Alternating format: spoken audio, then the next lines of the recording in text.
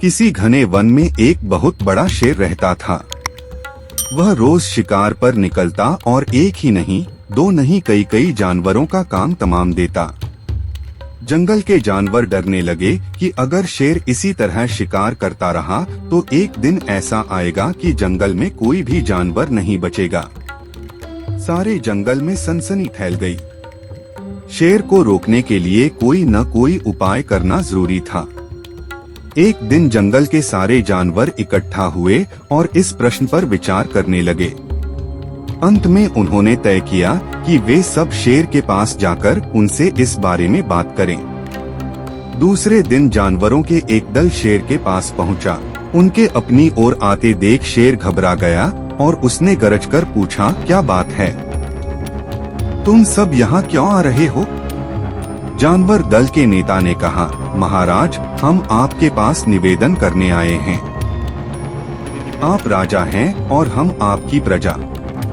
जब आप शिकार करने निकलते हैं तो बहुत जानवर मार डालते हैं। आप सबको खा भी नहीं पाते। इस तरह से हमारी संख्या कम होती जा रही है। अगर ऐसा ही होता रहा तो कुछ ही दिनों में जंगल में आपके सिवाय और कोई भी नहीं बचेगा। प्रजा के बिना राजा भी कैसे रह सकता है? यदि हम सभी मर जाएंगे तो आप भी राजा नहीं रहेंगे। हम चाहते हैं कि आप सदा हमारे राजा बने रहें। आपसे हमारी विनती है कि आप अपने घर पर ही रहा करें। हर रोज स्वयं आपके खाने के लिए एक जानवर भेज दिया करेंगे। इस तरह से राजा और प्रजा दोनों ही चैन से रह सकेंगे। शेर को लगा कि जानवरों की बात में सच्चाई है। उसने पल भर सोचा, फिर बोला, अच्छी बात नहीं है। मैं तुम्हारे सुझाव को मान लेता हूँ, लेकिन याद रखना, अगर किसी भी दिन तुमने मेरे खाने के लिए पूरा भोजन नहीं भेजा तो मैं जितने जानवर चाहूँगा मार डालूंगा। जानवरों के पास तो और कोई चारा नहीं। इसलिए उन्होंने शेर की शर्त मान ली और अपने अपने घर चले गए। उस दिन से हर रोज शेर के खाने के लिए एक जानवर भेजा जाने लगा। इसके लिए जंगल में रहने वाले सब जानवरों में से एक एक जानवर बारी बारी से चुना जाता था। कुछ दिन बाद खरगोशों की बारी भी आ गई। शेर के भोजन के लिए एक नन्हे से खरगोश को चुना गया। वह खरगोश जितना छोटा था उतना ही चतुर भी था। उसने सोचा, बेकार में शेर के हाथों मरना मूर्खता है। अपनी जान बचाने का कोई न कोई उपाय अवश्य करना चाहिए और हो सके तो कोई ऐसी तरकीब ढूंढनी चाहिए जिसे सभी को इस मुसीबत से सदा के लिए छुटकारा मिल जाए। आखिर उसने एक तरकीब सोच ही निकाली। खरगोश धीरे धीरे आराम से शेर के घर की ओर चल पड़ा। जब वह शेर के पास पहुंचा तो बहुत देर हो चुकी थी। भूख के मारे शेर का बुरा हाल हो रहा था।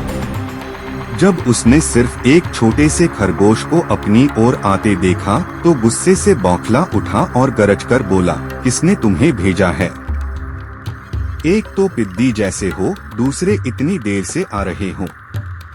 जिन बेवकूफों ने तुम्हें भेजा है मैं उन सबको ठीक करूंगा। एक एक का काम तमाम न किया तो मेरा नाम भी शेर नहीं।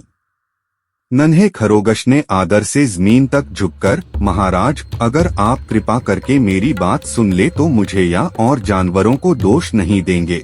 वे तो जानते थे कि एक छोटा सा खरगोश आपके भोजन के लिए पूरा नहीं पड़ेगा, इसलिए उन्होंने 6 खरगोश भेजे थे। लेकिन रास्ते में हमें एक और शेर मिल गया। उसने 5 खरगोशों को मारकर खा लिया। यह सुनते ही शेर दहाड़कर बोला, क्या कहा? दूसरा शेर? कौन है वह? तुमने उसे कहाँ देखा? महाराज, वह तो बहुत ही बड़ा शेर है। खरगोश ने कहा, वह जमीन के अंदर बनी एक बड़ी गुफा में से निकला था। वह तो मुझे ही मारने जा रहा था। पर मैंने उससे कहा, सरकार, आपको पता नहीं कि आपने क्या अंधेर कर दिया है। हम सब अपने महाराज के भोजन के लिए जा रहे थे, लेकिन आपने उनका सारा खाना खा लिया है। हमारे महाराज ऐसी बातें सहन नहीं करेंगे। वे जरूर ही यहाँ आकर आपको मार डालेंगे। इस पर उसने पूछा, कौन है तुम्हारा राजा? मैंने जवाब दिया, हमारा राजा जंगल का सबसे बड़ा शेर है। महाराज, मेरे ऐसा कहते ही वह गुस्से से लाल पीला होकर बोला, बेवकूफ, इस जंगल का राजा सिर्फ मैं हूँ। यहाँ सब जानवर मेरी प्रजा हैं। मैं उनके साथ जैसा चाहूँ वैसा कर सकता हूँ। जिस मूर्ख को तुम अपना राजा कहते हो, उस चोर को मेरे सामने हाजिर करो। मैं उसे बताऊंगा कि असली राजा कौन है। महाराज, इतना कहकर उस शेर ने आपको लिवाने के लिए मुझे यहाँ भेज दिया। खरगोश की बात सुनकर शेर को बड़ा गुस्सा आया और वह बार बार गर्जने लगा। उसकी भयानक गरज से सारा जंगल दहलने लगा। मुझे फौरन उस मूर्ख का पता बताओ, शेर ने दहाड़कर कहा। जब तक मैं उसे जान से न मार दूंगा, मुझे चैन नहीं मिलेगा। बहुत अच्छा महाराज, खरगोश ने कहा, मौत ही उस दुष्ट की सजा है। अगर मैं और बड़ा और मजबूत होता तो मैं खुद ही उसके टुकड़े टुकड़े कर देता। चलो रास्ता दिखाओ, शेर ने कहा। फौरन बताओ किधर चलना है।